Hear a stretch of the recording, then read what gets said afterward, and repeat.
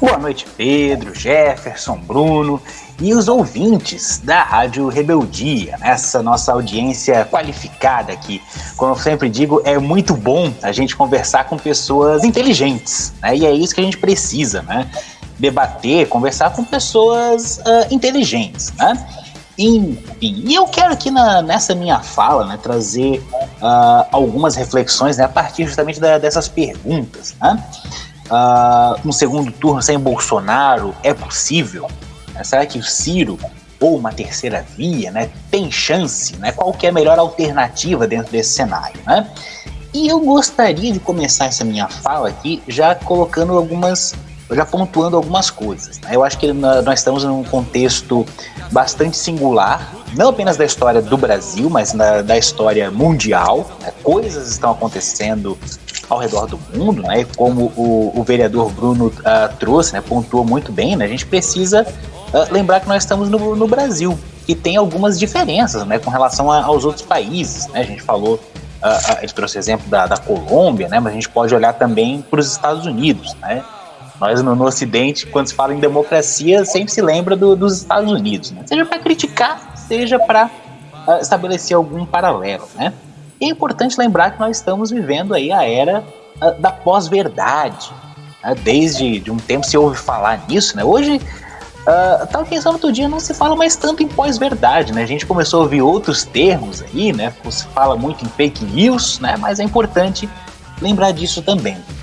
Por que eu estou dizendo isso, né? Porque é preciso diferenciar aquilo que é narrativa e aquilo que são os fatos. A gente está vendo uma disputa, né, de diferentes narrativas que se colocam por aí, né? A gente tem diferentes construções de todos os lados possíveis, né?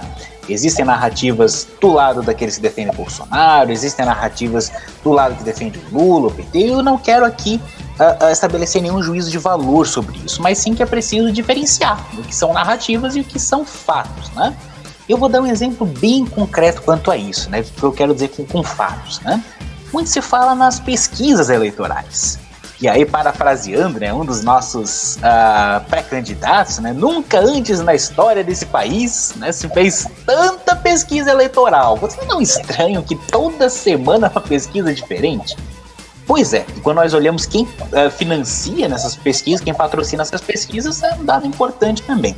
Mas eu trago justamente o exemplo das pesquisas eleitorais, porque muita gente fala, né, olha, o Ciro, ou uma terceira via, enfim, não tem chance, né? O Ciro tem 6%, 7%, 8%, 9% dos votos, né? O Ciro não tem chance. Outros candidatos, então, pontuam menos ainda nas pesquisas de intenção de voto, eles não têm chance.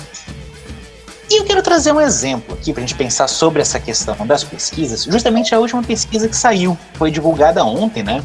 A pesquisa do BTG e FSB, que foi uma pesquisa feita entre os dias 10 e 12 de junho, né? Imagina que legal, você está lá curtindo o seu Dia dos Namorados com a pessoa que você gosta e alguém te liga para fazer uma pesquisa eleitoral. Enfim, brincadeiras à parte. Nessa última pesquisa, né? Se coloca que o Lula tem aí 44% das intenções de voto. Bolsonaro somou 32% das intenções de voto, né? Cenário, aquilo que o Pedro Teixeira, o Jefferson já bem colocaram, né? Quer dizer, a gente tem um perfil mais ou menos definido dentro dessas pesquisas, né?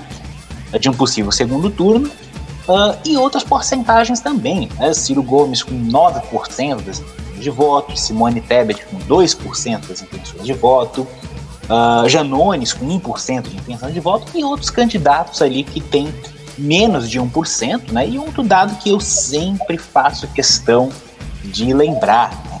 Pessoas que declararam, olha, eu não voto em nenhum desses candidatos, 5%, né? E brancos e nulos, né? Também somando 2% de intenções de voto, né? E o que é importante a gente levar em consideração com essa pesquisa, né? Geralmente a gente se atenta justamente nessas porcentagens, né? Nos números aí que somam, né? E eu sempre insisto, né, nos debates que a gente tem que, olha, pesquisas eleitorais ou eleições não é apenas questão de matemática. Se fosse apenas questão de matemática, de estatística, de porcentagem, era uma coisa. Mas é preciso lembrar que é também uma questão política, né? Para além dessa matemática toda, né? É importante também, mas tem um sentido político dentro disso tudo, né? Mas voltando para a parte da matemática, e tenho que confessar aqui que não é o meu forte, né? Eu sou professor de história e a matemática ao longo da minha trajetória nunca foi o meu forte, né? Mas é preciso recorrer a ela, né?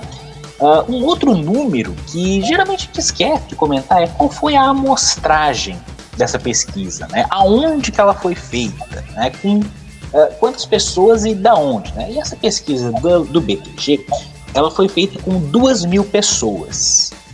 Vamos ver o quanto que muda disso, né? Quer dizer que quando a gente pensa, poxa, Lula tem 44% das intenções de voto, significa que das 2.000 pessoas que foram consultadas, 880 pessoas disseram eu vou votar no Lula, né?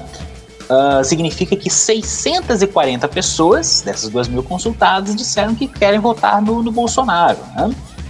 Que 180 pessoas declararam voto no Ciro Gomes, dentro dessa amostragem, e assim por diante, né?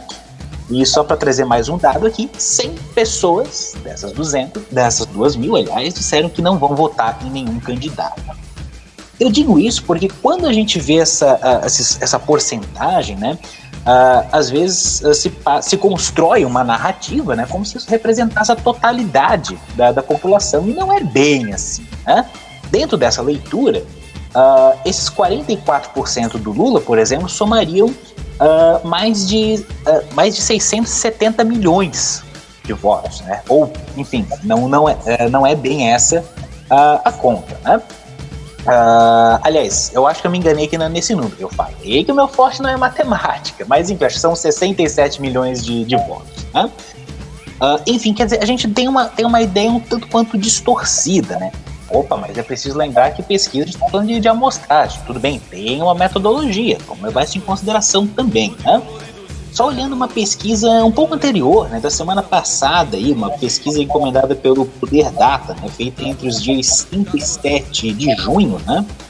Essa já foi uma pesquisa que mostrou dados um pouco parecidos, mas que foram entrevistadas ou perguntadas, né, 3.000 pessoas. Né? Essa pesquisa traz um outro dado, né, que essas 3.000 pessoas eram de 309 municípios diferentes, de 27 estados da Federação Brasileira, né?